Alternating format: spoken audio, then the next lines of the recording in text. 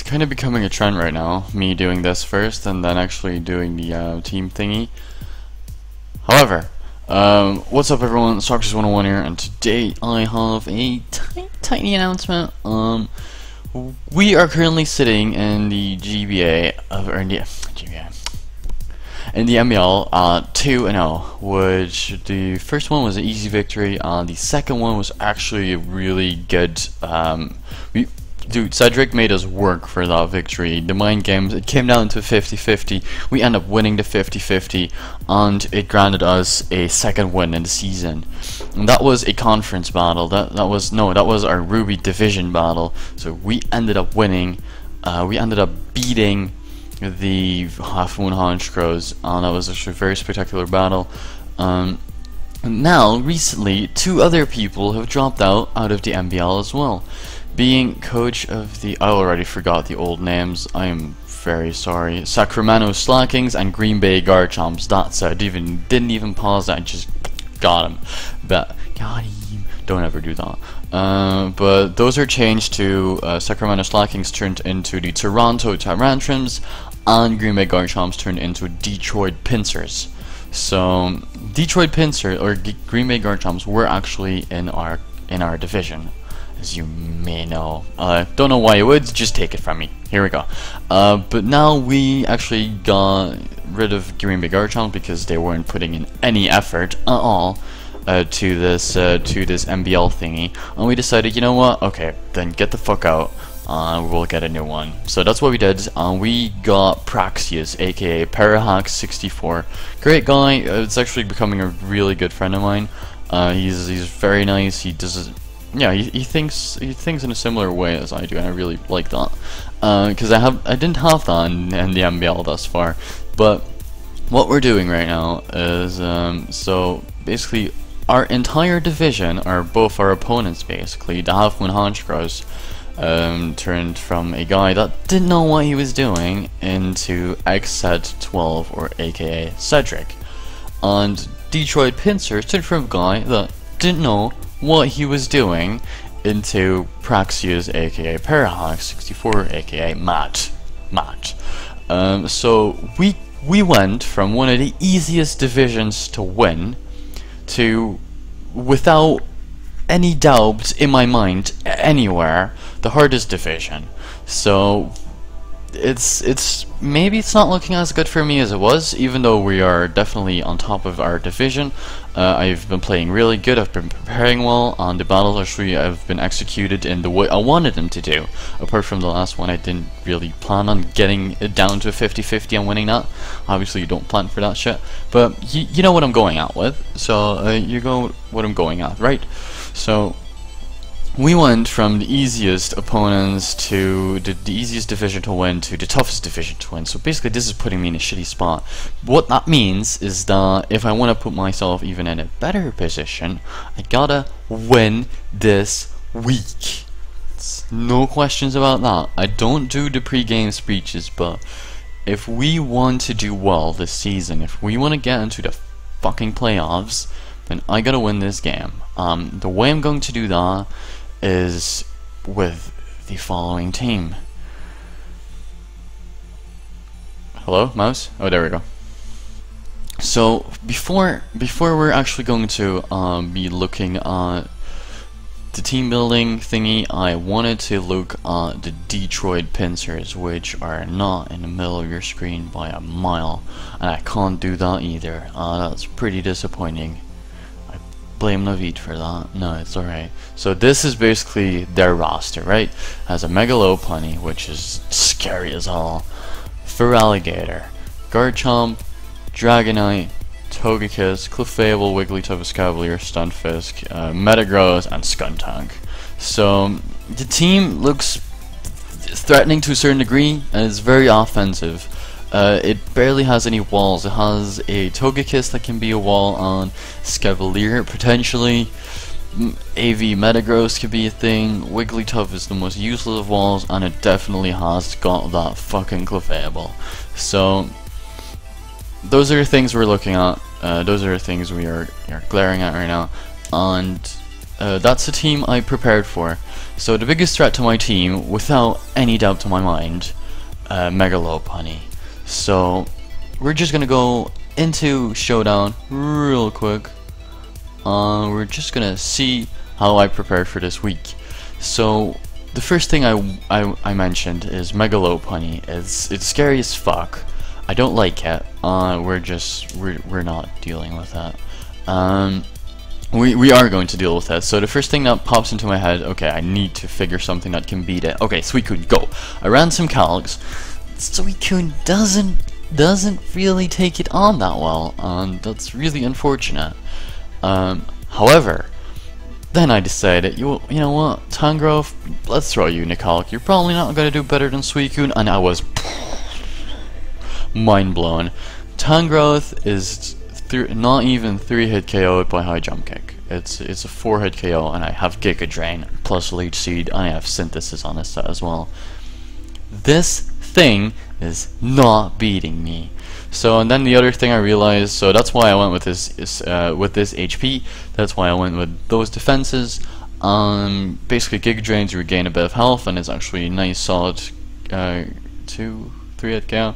And we put Hidden Power Ice on this because what I've seen is potentially his Dragonite can set up on me. I ran Hidden Power Fire first, and I was like, okay, a Scavalier because that's obvious switching. No, it's not. I mean, I still have a Suicune in the back, I still have an Empoleon, so a Scavalier is not a problem to me at all. It's not a threat, but the other things are. I mean, he still has a Garchomp, he still has a Dragonite, and those can both set up. Garchomp with a SD, Dragonite with the obvious Dragonons. So that's why I went with Hidden Power Ice. Hidden Power Ice is basically to kill those, not make Tangrowth set up fodder. That's what I went with. So this is our Tangrowth set. I know it's gonna put in massive work. Haven't used Tangrowth in my previous 2 weeks, but this is where Tangrowth shines. Okay, next Pokemon. So next Pokemon is going to be Suicune. What I've seen is, wait, let's put this fucker over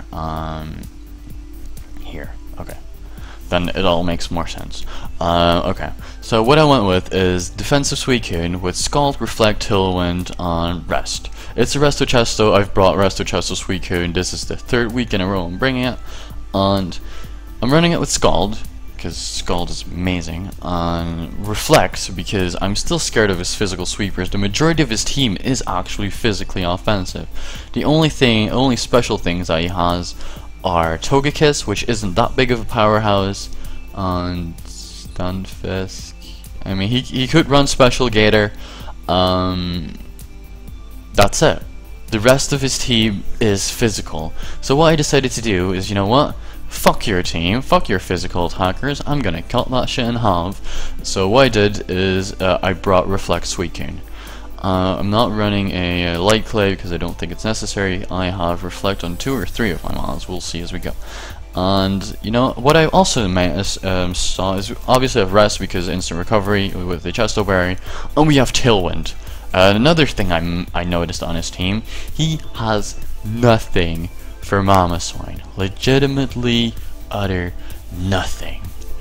What I went with is a Life Orb, Thick Fat, Mamoswine, and the only moves I needed are Ice Shard, Earthquake, Icicle Spear. Those are the only 3 moves of coverage I need. Icicle Spear is basically there to not miss and to kill Dragonite easier without multi-skill. I don't think Icicle Crash kills with a multi-skill. So this is the Mamoswine I went with. This is the Mamoswine I love, I embrace. Let's go Mamoswine basically. So he's running max attack. Mamoswine can kill almost. He has no switch-ins for Mamoswine. He has 0 switch-ins to Mamoswine, especially when it's the Tailwind is up, because that outspeeds everything on his team. It probably OHKOs everything on his team. Especially after some weakening things. I have some stuff that can actually whittle him down, as you will see later on. So this Mamoswine, as the 4th move, is running Reflect. Once more, I can set a Reflect on certain Pokemon that actually scare him out. He's mainly physical, so I decided, you know what, I only need these 3 tags. Let's throw something cheeky on it. So I scrolled through the list of moves that Mamoswine has, and I say, you know what, Reflect. Let's go with Reflect Mamoswine. I don't even care at this point. So, next Pokemon is going to be Empoleon, which is apparently not running in nature. Obviously it is. This is going to be a mono attacking one as well. I want this guy to set up Stealth Rocks to break Dragonite's multi-skill. In general, whittle his team down. That's what this guy is for. I'm running Protect because Mega Lopunny High Jump Kick. If I can catch that thing with the Protect, I'm gonna bone you. So that's what's gonna happen. I have Defog and I have Scald as my remaining moves. Maybe I should put Chople Berry on it, but I figure, you know what, I already have a couple of Mega Lopunny chugs, mainly being my Tangrowth, so we're good, right? That's it. That's for the Empoleon set. It's basically there just to get up hazards, just to get rid of hazards on my side of the field. Even though he doesn't have particularly much that can set up hazards, he can run Bulky Chomp. That's definitely a thing, and he can run Rock's Clefable and Rock's Metagross. I'm not sure if Stunfisk Loons Rocks, probably does. I have no idea. He's not going to bring that.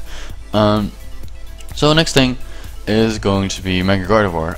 First I was like, okay, I'm not going to bring this thing.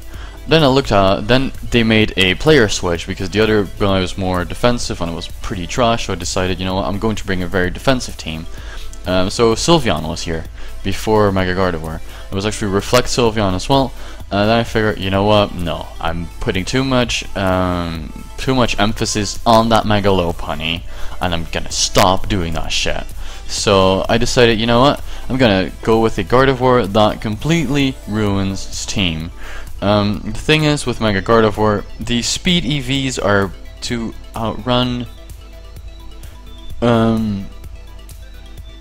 Adamant Feraligatr, that's it. Unboosted Adamant Feraligatr. And the special attack investment is basically to be able to one-hit KO a Scavalier without an Assault Vest.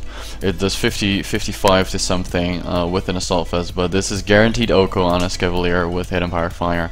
Then I decided to go with Protect and Wish, because Wish is basically to heal our walls up back a bit, because our walls are going to be very important this time around.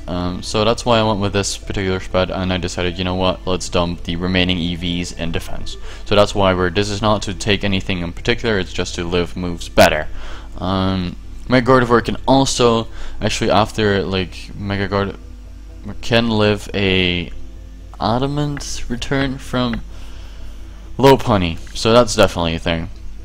Last, but definitely not least, is going to be Dragalge. It's going to be Black Sludge adaptability, and as I said, I have something to whittle down his team, at least a tiny bit.